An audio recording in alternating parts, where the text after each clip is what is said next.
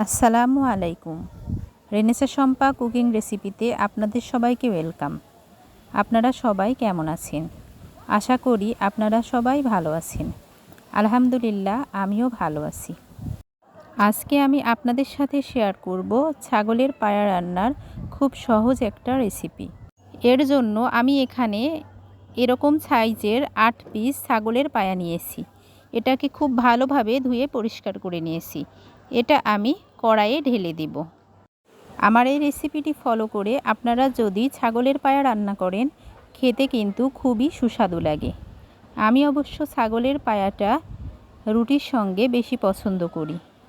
আপনারা যে যেটার সঙ্গে পছন্দ করেন সেটা দিয়ে খেতে পারেন। 3টা এলাচ এবং কিছু দারচিনি নিয়েছি, 4 থেকে 5টা তেজপাতা, স্বাদমতো লবণ, 1 চা চামচ হলুদ গুঁড়া, 1 চা চামচ মরিচের গুঁড়া, হাফ চা চামচ জিরা গুঁড়া, হাফ চা চামচ ধনিয়া গুঁড়া। এখানে আমি 4টা পেঁয়াজ কুচি করে কেটে নিয়েছি, সেটা দিয়ে দিলাম। 1 বাটি পরিমাণ আদা রসুন জিরা ধনিয়া পেস্ট করে নিয়েছি, সেটা দিয়ে দিলাম। পরিমাণ মতো সয়াবিন তেল। এবার আমি খুব ভালোভাবে পায়ার সাথে মশলাগুলা মাখিয়ে নেব। এই পায়া রান্নার জন্য ম্যারিনেটটা কিন্তু খুবই ভালো করে করতে হবে। এবার সামান্য একটু সরিষার তেল দিয়ে নেব। সরিষার তেলটা দিলে কি হবে, টেস্টটাও ভালো আসবে আর কালারটাও অনেক সুন্দর দেখাবে। ম্যারিনেট করা হয়ে গিয়েছে। এখন আমি এই কড়াইটি চুলায় উঠিয়ে দিলাম।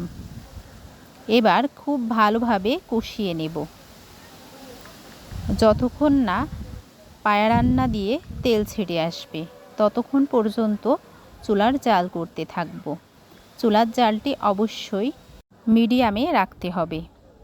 4 থেকে 5টা কাঁচামরিচ চেরা দিয়ে দিলাম ফ্লেভারটা সুন্দর আসার জন্য।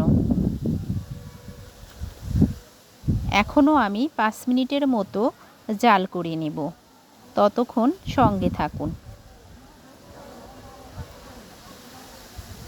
ফিরে আসলাম 5 মিনিট পর। ছাগলের পায়াগুলা কষানো হয়ে গিয়েছে। এখন আমি প্রেসার কুকারে দিয়ে দেব। প্রেসার কুকারে ঢেলে দেওয়ার পর আমি প্রেসার কুকারের ঢাকনাটা না আটকিয়ে চুলায় দিয়ে ফুটিয়ে নেব। তারপর প্রেসার কুকারের ঢাকনাটা দিয়ে আটকিয়ে দেব। এবার পরিমাণ মতো পানি দিয়ে নিচ্ছি। যারা যারা আমার ভিডিও দেখছেন, যদি লাইক না দিয়ে থাকেন প্লিজ একটি করে লাইক দিয়ে দিন। এবার প্রেসার কুকারের ঢাকনাটা আটকিয়ে দিলাম। ফিরে আসবো 10টা সিটি দেওয়ার পর, ততক্ষণ সঙ্গে থাকুন। ফিরে আসলাম 10টা সিটি দেওয়ার পর। হাফ চা চামচ চাট মশলা দিয়ে নিলাম।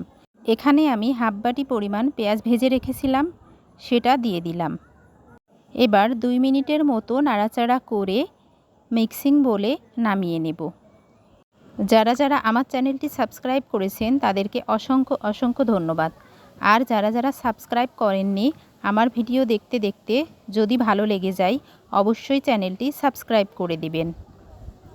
আর যারা যারা ভিডিও ফুল টাইম ওয়াচ না করে কমেন্ট করেন, প্লিজ এরকমটা করবেন না।